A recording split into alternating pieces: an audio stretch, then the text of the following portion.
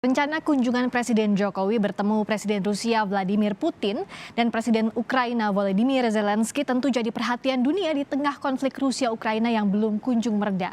Sebagai pemegang presidensi G20, Jokowi coba berperan dalam perdamaian konflik yang terjadi dan telah berdampak ke hampir seluruh negara di dunia. Kita lihat Presiden Jokowi, saudara, akan mengawali lawatan ke KTT G7 di Elmau, Jerman pada 26 Juni besok hingga 27 Juni.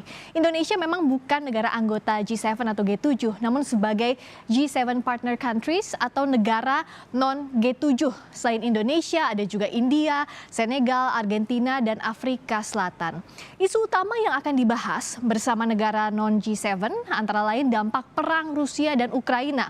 Menlu Retno Marsudi menekankan bahwa isu pangan, energi, dan keuangan yang jadi dampak perang Rusia-Ukraina di tengah dunia berupaya pulih bangkit dari COVID-19 akan jadi sorotan utama.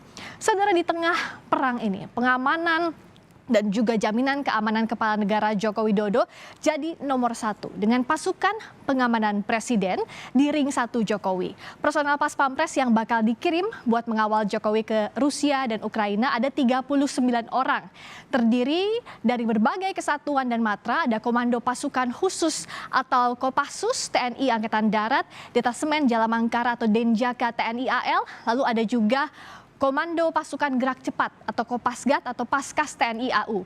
Dan demi keamanan Presiden, agenda detail Jokowi pun tidak akan dibuka ke publik dan masih akan cair hingga saatnya berkunjung ke Ukraina dan Rusia. Nanti masing-masing ada 10 tim matan atau penyelamatan, 19 main group atau yang bersama Presiden, dan 10 advance yang atau duluan berada di lokasi.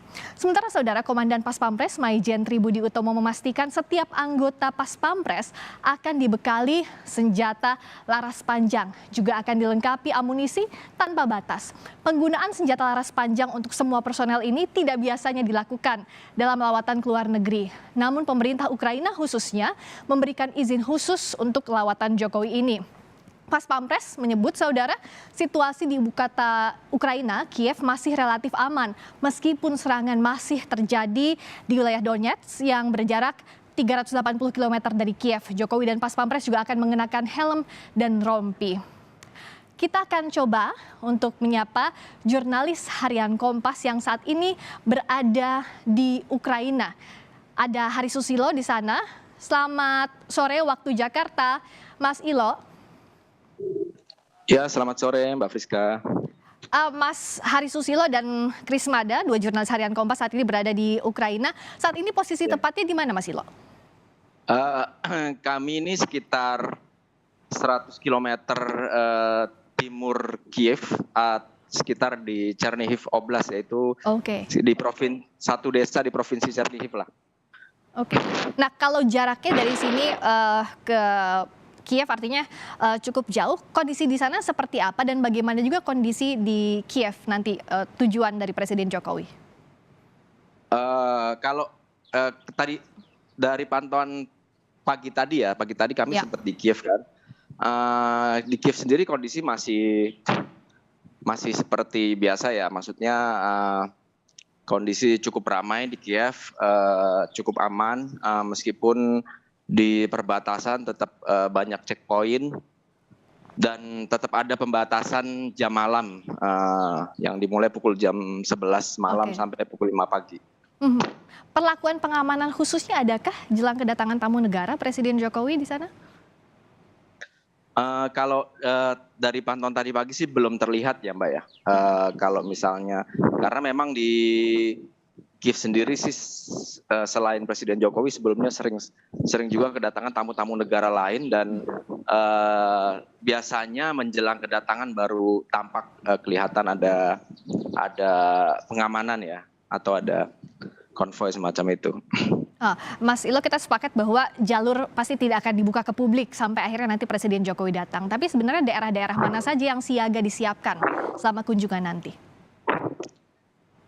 Umumnya atau biasanya ya, berdasarkan pantauan kami sebelumnya juga saat Presiden Prancis datang, Presiden Emmanuel Macron, Kanselir Jerman dan Perdana Menteri Italia datang, itu biasanya yang dia amankan ketika ada kepala negara yang eh, mendatangi Kiev itu sekitar lapangan kemerdekaan atau Maidan Plaza itu.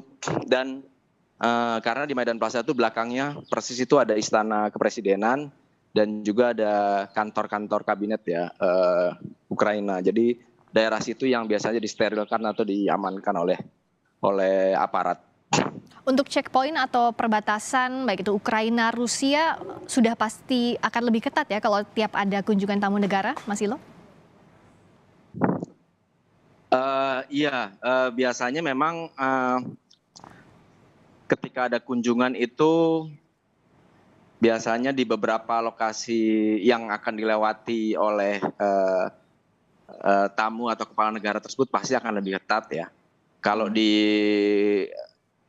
tempat-tempat lain biasanya berlangsung normal aja, hanya mungkin ada jalur-jalur yang disterilkan begitu mungkin Mbak Friska. Oke, saya melihat Mas Ilo sekarang pakai helm, rompi lengkap. Bagaimana standar prosedur keamanan di sana dan apa eskalasi yang diantisipasi sebenarnya sejauh ini? Iya, ini bagian dari SOP kami ya saat meliput di medan perang atau medan konflik, apalagi kami keluar dari Kiev ke arah timur. Memang belum sampai masuk ke battle zone atau ke zona pertempurannya, tapi serangan udara biasanya sewaktu-waktu itu tiba dan terutama tidak terduga sih biasanya kalau semacam itu ya. Oke, tetap jaga keselamatan Mas Hari Susilo juga Mas Krismada di sana. Terima kasih atas informasinya. Kami akan terus memantau informasi terkini dari sana. Hari Susilo, jurnalis harian Kompas langsung dari Ukraina. Terima kasih.